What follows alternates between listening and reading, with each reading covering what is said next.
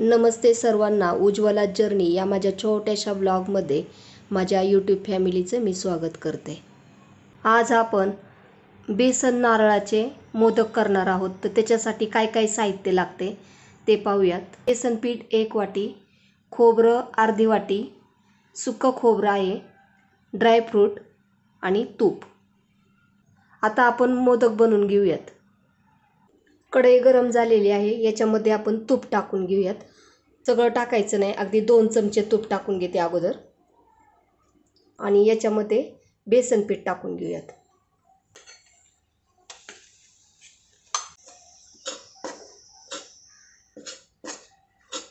Gas मी मोठा केलेला नाही, गॅस बारीकच आहे। मंद गॅसवरतीच आपल्याला हे बेसन पीठ चांगलं परतून घ्यायचं आहे। बेसन पिठाचा पूर्णपणे कच्चेपणा जास्तपर्यंत बेसन पीठ आपल्याला परतून घ्यायचं आहे। बेसन पीठ भाजून आपल्याला 10 मिनिट झालेलं आहे। आता आपण त्याच्यामध्ये 2 चमचे पुन्हा तूप घेणार आहोत आणि छान आता आपण बेसन पिठाला बदामी रंग येईपर्यंत आपण आता हे परतून घेऊयात। गुठळ्या झालेल्या आहेत ना, ते असं बेसन पीठ भाजता भाजताच आपण ते गुठळ्या मोडायच्या आणि छान असं बेसन पीठ आपण भाजून घेऊयात।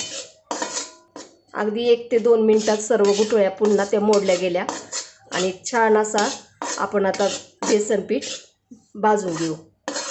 बेसन पिठाला आहे ना छान असा बदामी रंग आलेला आहे। आता याच्यामध्ये आपण खोबऱ्याचा खीस टाकून घेणार आहे। 1 ते 2 मिनिट आता आपण फक्त याला परतून घ्यायचं, जास्त वेळ नाही। खोबऱ्याचा कच्चेपणा जास्तपर्यंत आपण हे भाजून घेणार आहोत।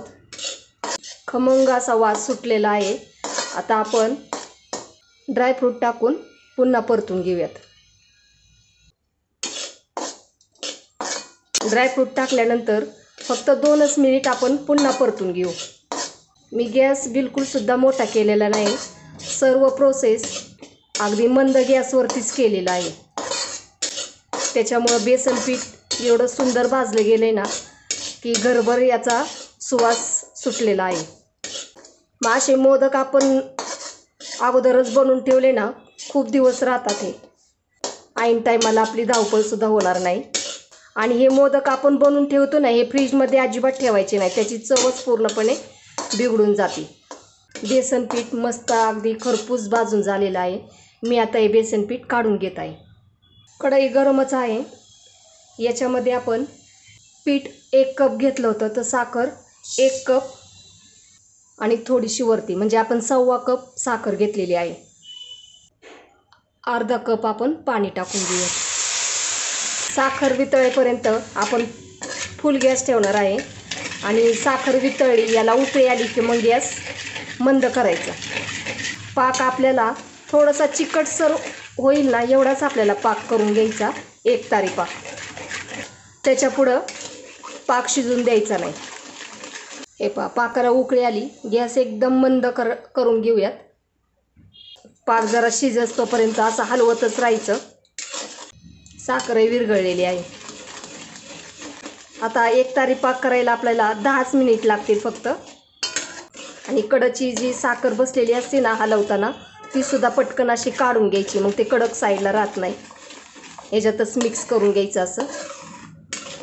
पाक तयार झाला ना की आपलं जे बेसन पिठाचं भाजलेलं मिश्रण आहे ना, ते कोमट पाहिजे, पूर्ण गरम याच्यामध्ये टाकायचं नाही किंवा पूर्ण गार झालं तरी पण चालेल, कारण पाक आपला गरमच आहे। आपण ज्या मोदक रेसिपी दाखवलेल्या आहेत त्या एकदम सोप्या पद्धतीने सांगून आणि पटकन होण्यासारख्या आहेत। त्याच्यामुळे तुमच्याकडे जर गणपती बाप्पा बसणार असतील तर त्याच्यामुळे खूप तुम्हाला त्याचा फायदा होईल। व्हिडिओ स्किप न करता पूर्णपणे पहा, म्हणजे तो ध्यानात येईल की आपण मोदक कसे बनवलेले आहेत ते। पाकाला बरोबर 10 मिनिट लागलेले आहेत। मी गॅस बंद करते।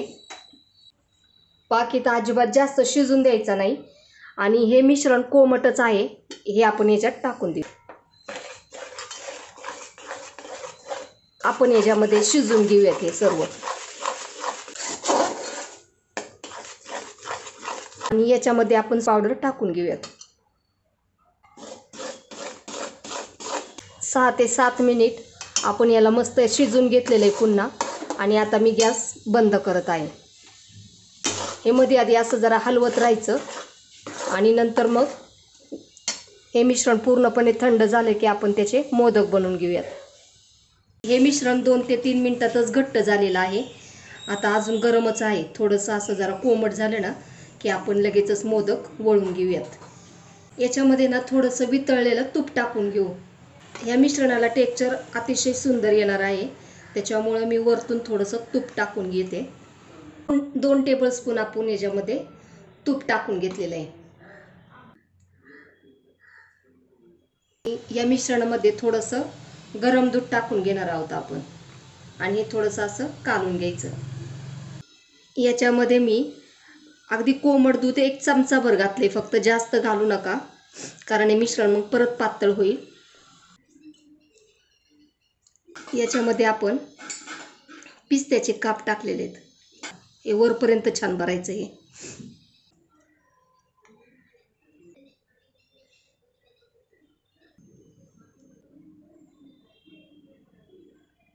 आपले मोदक एकदम छान झालेले आहेत. अगदी माव्यासारखी याला टेस्ट येते. आता राहिलेले मोदक आपण सर्व हे बनवून घेऊयात. तुम्हाला माझा व्हिडिओ कसा वाटला? व्हिडिओ आवडला असेल तर लाईक, शेअर आणि सबस्क्राईब करायला विसरू नका.